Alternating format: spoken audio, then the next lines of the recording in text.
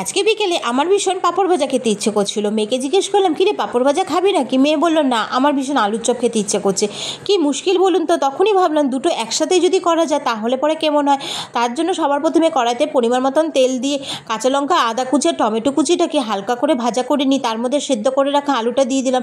ঘরে দেখলাম সামান্য পরিমাণ একটু পনির পড়েছিল, পনিরটাও দিয়ে দিলাম। পরিমাণ মতন নুন হলুদ দিয়ে সব কিছু ভালো করে মিশিয়ে নিয়ে তার মধ্যে পরিমাণ মতন ধনের গুঁড়ো, জিরের গুঁড়ো, লঙ্কার গুঁড়ো, সামান্য পরিমাণে একটু মিষ্টি দিয়ে আবারও সব কিছু মিশিয়ে নিয়ে বেশ নাড়াচাড়া করে ভাজা ভাজা করে আলুর পুটি তৈরি করে নিলাম।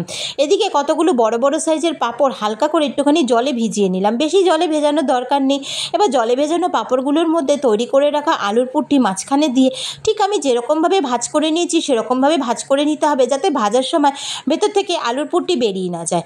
এবার এই ভাজ করা অবস্থাতে একদম লো ফ্লেমে হাতে একটু সময় নিয়ে উল্টে পাল্টে লালচে করে ভেজে নামিয়ে নিলে হয়ে গেল পুরভরা পাঁপড় ভাজা।